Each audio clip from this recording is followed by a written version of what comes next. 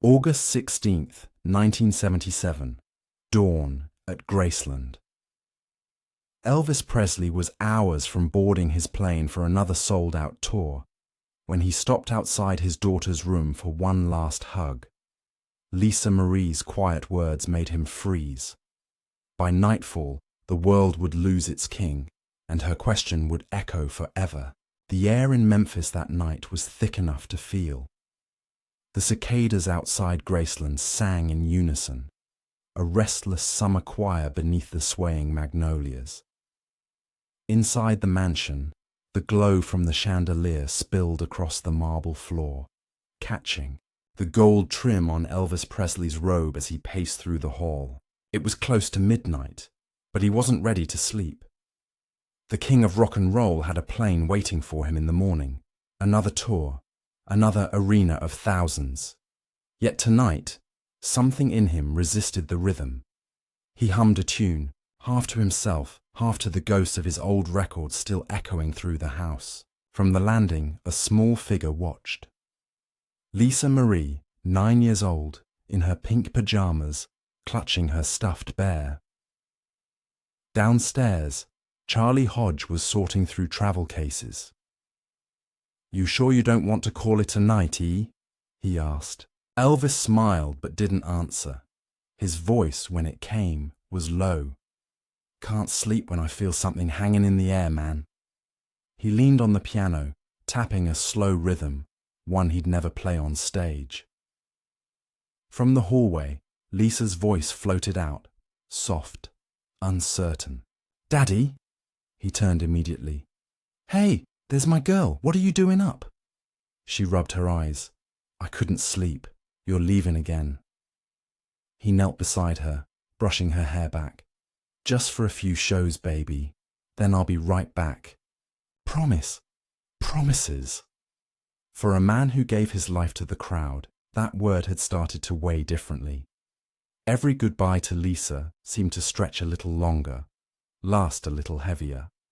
He could see in her eyes that she already understood what his fans refused to, that the king was running on empty. Outside, a thunderhead rolled over the Memphis skyline.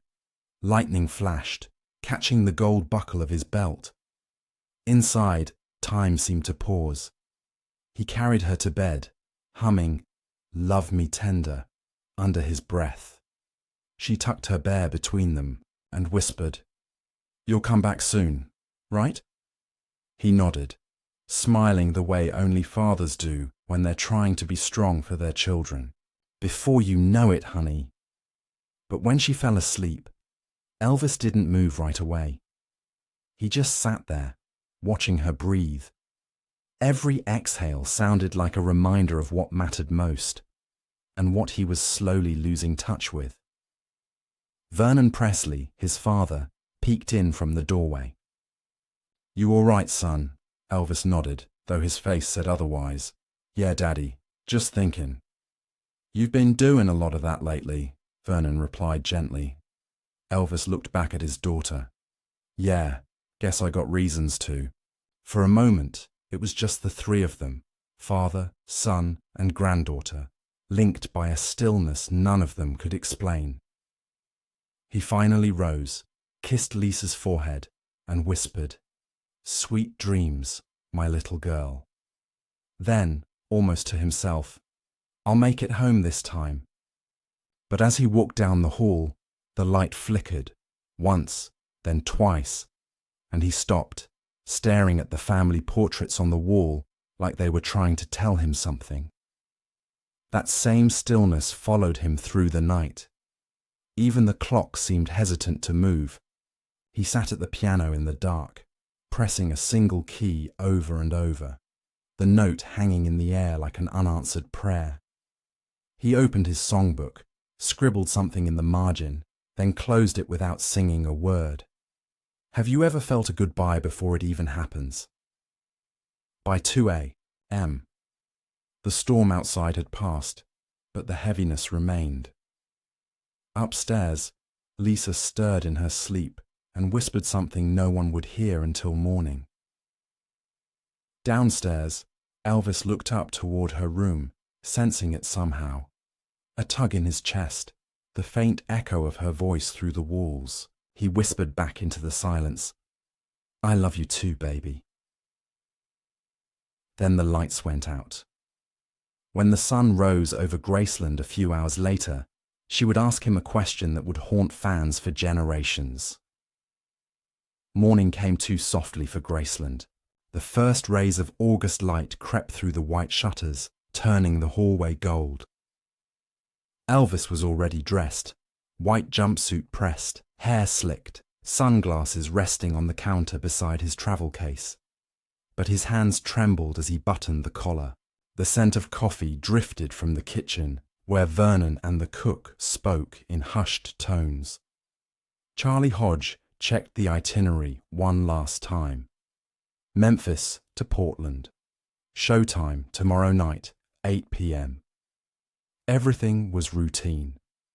Everything except the silence upstairs. Lisa Marie hadn't come down yet. He hesitated at the bottom step, then climbed, each creak of wood echoing like a countdown. He pushed her door open. The pink curtains swayed in the fan's breeze, catching morning light. Lisa sat on her bed, clutching her bear. Her eyes were wide, unusually serious for a child who should have been half asleep. Elvis smiled softly. "Come on now, sunshine. Daddy's got to head out." But she didn't move. Instead, she asked, "Daddy, are you coming back this time?" The question stopped him cold. For a moment, even the cicadas outside seemed to hush. He walked closer, kneeling beside her bed. "Course I am, baby, don't I always?" She shook her head. Her little fingers clutched his sleeve. "Just promise me again." He swallowed, hard, then said it. Words that would later break hearts when they resurfaced in interviews decades later. "Always, baby. Always." He hugged her, longer than usual, feeling the fragile weight of her trust. And somewhere deep down, maybe even he doubted the promise. The endless nights, the pills, the exhaustion, all of it shadowed his gaze, even as he smiled. What if love itself can sense when time is running out? He kissed her forehead and tucked the blanket under her chin. She smiled finally, whispering something only he heard. Later, he'd tell his cousin Billy Smith that Lisa had said something so sweet it hurt. He never repeated it aloud. Downstairs, Charlie called, "E, the car's waiting." Elvis straightened his jacket, looked back one last time at the doorway. Lisa's drawing from the night before lay on the dresser, the red crayon heart still drying from her careful strokes. He picked it up, folded it carefully, and slid it into his jacket pocket. No one knew that heart would be the last thing he ever carried on stage. He paused at the threshold, glancing down the hall lined with gold records. Each plaque gleamed like a promise kept to the world, but behind him, a child waited for one promise that might not be. As he reached the stairs, his father's voice called after him, "She loves you, boy." Elvis turned, eyes glassy. "Yeah, Daddy, I know." The front door opened to the brightness of morning. Reporters were already gathering at the gates, hoping for a wave, a quote, anything. But today, he didn't play the part. He simply smiled once for Lisa's window, then stepped into the car. When was the last time you looked back, really looked, before walking away? The car door shut with a soft thud. For those inside Graceland, it was just another departure. For history, it was the sound of something ending. As the Cadillac rolled down the drive, Lisa pressed her hand against the glass upstairs. Her lips moved, forming words no one else could hear. Elvis lifted 2 fingers in a tiny wave.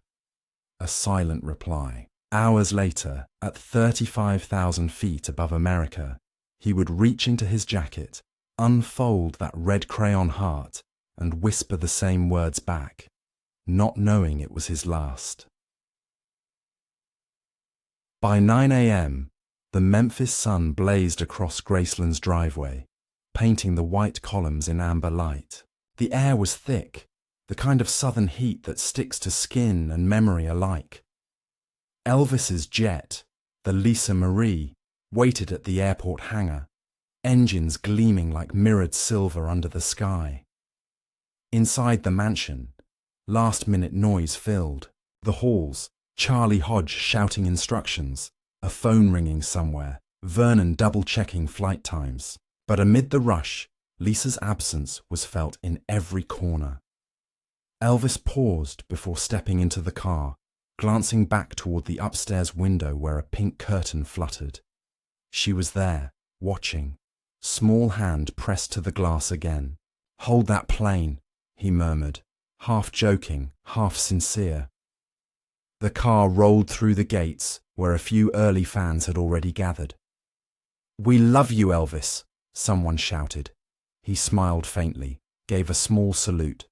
Nothing extravagant. His mind wasn't in Memphis anymore. It was upstairs, with the child who'd made him promise the impossible. As they reached the tarmac, the morning shimmered with heat. Security cleared a small group of journalists. Flashbulbs burst in quick succession, the mechanical clicks cutting into the silence between words. "Elvis! One for the road!" someone yelled. He turned, gave a tired grin, but his eyes looked far beyond them, searching for something no camera could capture. Inside the jet, Charlie noticed him reach into his jacket pocket. "That her drawing?" he asked. Elvis nodded. "Yeah, can't leave without it." He unfolded the red crayon heart carefully, the paper already soft at the creases. In the center, two stick figures, one tall, one small, holding hands under a scribbled sun. Beneath it, in crooked letters, "Daddy and me." He smiled, but it was the kind of smile that holds back 1,000 words. "Kids got a way of telling the truth before we're ready to hear it," he said quietly. What if a child's drawing could outlast the man who inspired it? The jet lifted off, climbing over the Mississippi River, slicing through the clouds like a melody heading for silence. Charlie leaned back, flipping through papers. "You sure you're up for this leg, E?" Elvis exhaled, looking out the window. "Once you start a show, you finish it, son. That's the deal." But inside, fatigue was setting in. His eyes were heavy. His hand trembled slightly as he set the drawing beside him. He pulled a notepad from the seat pocket and wrote something down, a single line that no one else would see that day. Later, investigators would find it crumpled in his jacket. "Be back soon, baby." That note never made it to Graceland. At 35,000 feet, the cabin lights dimmed. Elvis leaned his head against the window, watching the clouds stretch endlessly beneath him. "Feels like home gets smaller the higher you go," he said softly. Charlie didn't answer. He'd never seen Elvis this still. Why did the hardest goodbyes always happen in the quietest moments? As they began their descent into Portland, the captain's voice came through the speakers. "Welcome aboard the Lisa Marie. We'll be touching down in 30. The words echoed, almost ironic. Elvis tucked the drawing back into his jacket and smiled faintly. "We'll make it home, Charlie. We always do." But in Memphis, that same moment, Lisa Marie was drawing another picture, this time of a plane with a heart above it. She told the maid, "It's for when Daddy gets back." That second drawing would never leave Graceland. It would sit on her dresser untouched, waiting for a homecoming that never came. August 16th, 1977. The morning had begun like any other in Memphis. The air outside Graceland shimmered with heat. Tourists pressed against the gates, hoping for a glimpse of the king. Inside, the mansion felt slower, heavier. Vernon Presley moved quietly through the hall, checking on staff, while Ginger Alden, Elvis's girlfriend, made coffee in the kitchen. Upstairs, the corridor was dim, curtains drawn to block the sunlight. Elvis had returned from a restless night. He told Ginger he was going to the bathroom to read, and would rest before the evening flight to Portland. The clock in the hallway ticked past 2 p.m. Then, silence. A kind of silence that hums before something breaks. A minute stretched into 5, 5 into 10. Ginger knocked softly. No answer. When she opened the door, the book he'd been holding had fallen to the tile. Elvis lay motionless on the floor. Her scream ripped through the quiet. "Vernon, call an ambulance!" The call went out at 2:33 p.m. Male, 42, unresponsive. Within minutes, the gates of Graceland erupted, first with police, then with fans who sensed something was wrong. Reporters started calling before the ambulance even cleared the driveway. Inside, Vernon knelt beside his son, whispering, "Hold on, E. Hold on." Paramedics carried him out on a stretcher, the house suddenly too small for its history. Lisa Marie, still upstairs with her grandmother, heard the commotion. She ran to the landing just in time to see flashing red lights wash across the hallway. "Is Daddy okay?" she asked, clutching the railing. No one could answer. At Baptist Memorial Hospital, doctors worked frantically. Outside, the crowd swelled to hundreds, pressing against police lines, praying, shouting his name. News anchors broke into programming. Unconfirmed reports from Memphis suggest Elvis Presley has been hospitalized. Across America, radios went silent mid-song. Back at Graceland, Lisa sat on the couch beside her grandmother, fingers locked around her bear. The drawing she'd made, the red crayon heart, lay on the table, a corner curled upward. Her grandmother picked it up, tracing the words "Daddy and me." The paper smelled faintly of Elvis's cologne. It was the only thing in the room that still carried his warmth. At 3:30 p.m., Vernon Presley returned from the hospital. The house was silent again, save for the murmur of reporters outside. He stood in the doorway, unable to speak. When he finally did, his voice cracked. "He's gone, Mama."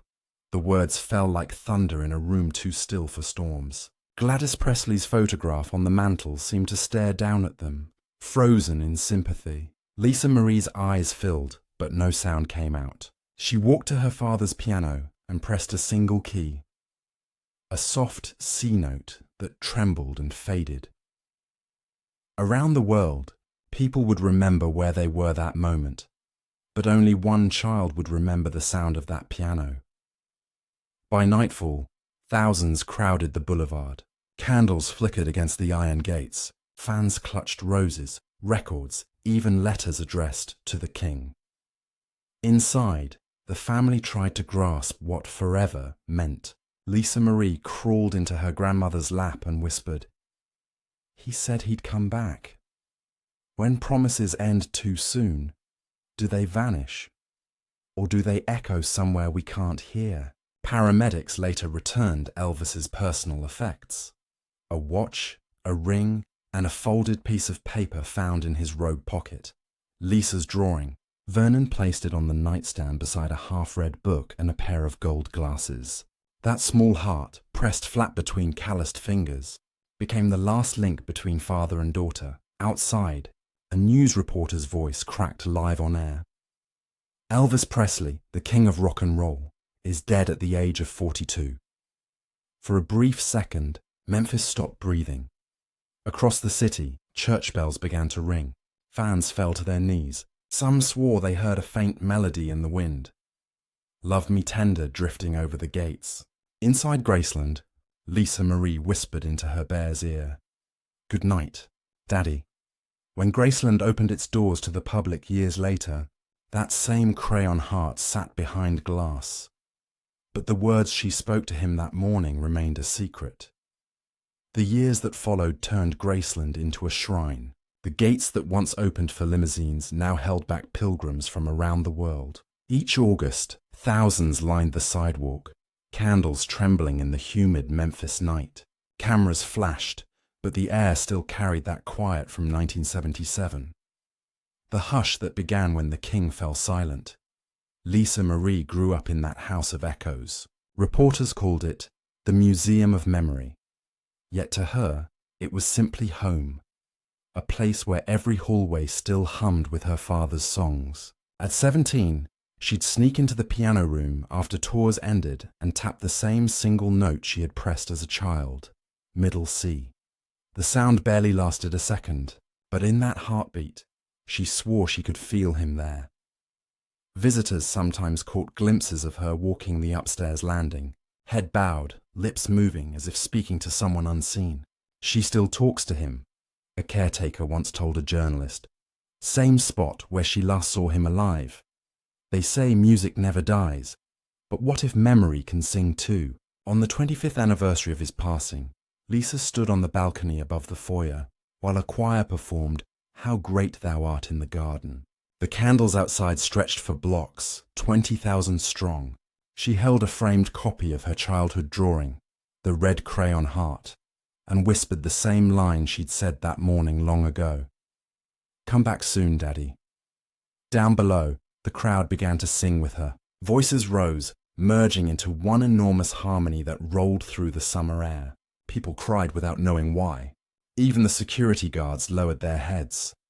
Inside, the chandelier trembled slightly from the vibration of song. A photographer captured the moment. Lisa Marie silhouetted against the window, holding that frame to her chest. The image ran on front pages worldwide the next day, captioned simply, "The Promise Remembered." And for the first time in decades, she smiled while the song played. Years later, she revealed in an interview that she kept the original drawing locked away in a glass box near her father's piano. "It's the only thing that still smells like Graceland in the 70s, she said. "That's how I know he's still here." How do you keep loving someone the world calls gone when, for you, they never really left? Fans visiting the mansion swear that when the candlelight vigil reaches its quietest point, just before midnight, they hear a child's voice whisper from the upstairs landing. Some say it's imagination. Others believe it's memory refusing to fade. Lisa Marie once told a close friend, "People think I'm haunted by my dad's death, but I'm haunted by his love. It never stops following me." That love became her compass, and, some say, her burden. Each August, she'd walk the same route down the Graceland staircase, fingertips brushing the banister he used to hold. At the bottom, she'd pause, close her eyes and smile. Not in sorrow, but in recognition. The same house that once echoed with grief now echoed with gratitude. Decades later, one hidden page from Lisa Marie's diary would reveal what she whispered that final morning, and why those words still break hearts around the world. By 2012, time had worn Graceland's marble smooth from millions of footsteps.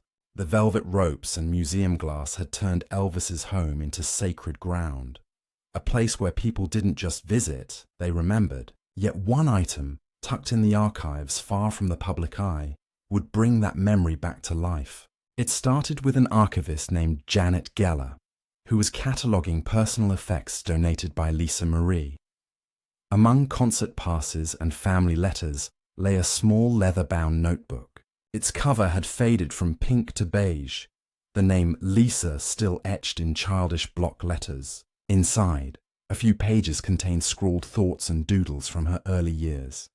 Sons, hearts, and the word Daddy written over and over. But near the middle was a short entry dated August 15th, 1977. Only 10 words. "I told Daddy to come back soon. I didn't know he wouldn't." Janet froze when she read it. It was more than history. It was heartbreak captured in ink. When news of the discovery reached Lisa, she asked that the page never be displayed publicly. "That was my last private moment with him," she said quietly.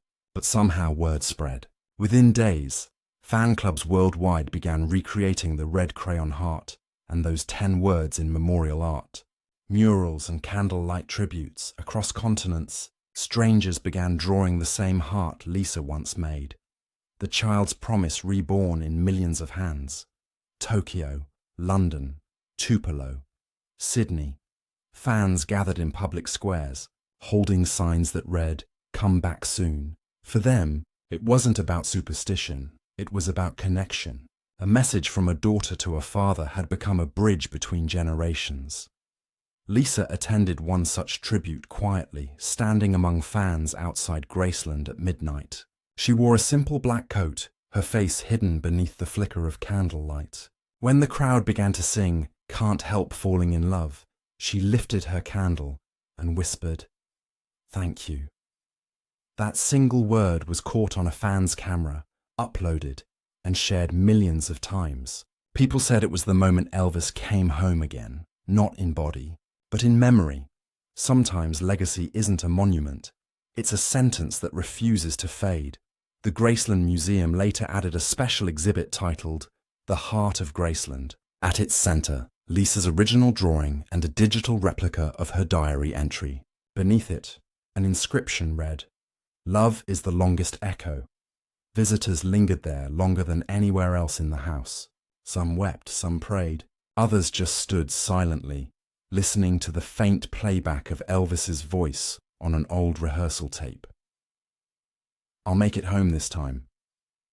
How does love survive when its storyteller is gone? Journalists called it the King's Return, not in spirit, but in remembrance. Even years later, when Lisa Marie passed, fans placed thousands of red hearts along the fence at Graceland, recreating her drawing line by line. It wasn't mourning anymore. It was continuation. What began as a whisper between father and daughter had become a global chorus. Every August, when the candlelight reaches the top of the gates, the flame flickers in sync with the wind, almost like breathing. People swear you can feel warmth in that moment, like a gentle hand on your shoulder, a hand saying, "I came back, baby, just like I promised." And with that promise fulfilled in silence, one final truth remained, the meaning of her haunting words, now understood at last. Time eventually quiets the noise, but it never silences love. For all the legends told about Elvis Presley, the tours, the fame, the chaos, it's a whisper from a 9-year-old girl that endures the loudest. Are you coming back this time? That simple question still drifts through Graceland like a melody with no end. Every August, when fans line the gates with candles, that moment between father and daughter feels alive again. The lights flicker, the air hums, and somewhere beyond what we can measure, love answers back. In truth, Lisa Marie's words weren't prophecy. They were love distilled to its purest form, the fear of losing what we cherish. She didn't know those would be their final words, and maybe that's why they matter so much. They remind us that every goodbye carries a lesson about time, about how quickly it can steal the voices we thought would always sing for us. The haunting isn't in her question, it's in how much we see ourselves inside it. Because at some point, everyone becomes the one standing in the doorway, saying goodbye, hoping for one more hello. And maybe that's the quiet legacy Elvis left. Not just his music, but the reminder that love never leaves. It just changes its tune. If you could say one last thing to the person you love most, would you whisper? Or would you make sure the world could hear it? In Graceland today, the red crayon heart still hangs behind glass. Beneath it, the words etched in brass read, "Always, baby. Always." That promise, made in a whisper and sealed in silence, has outlived the man who spoke it and the child who asked for it.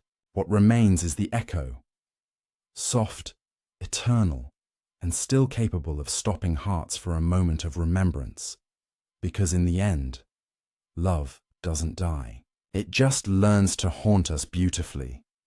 If this story moved you, share it, not for the fame, but for the love that refuses to fade. Somewhere, someone needs the reminder, say what you mean while there's still time, because tomorrow's promises begin with today's goodbyes.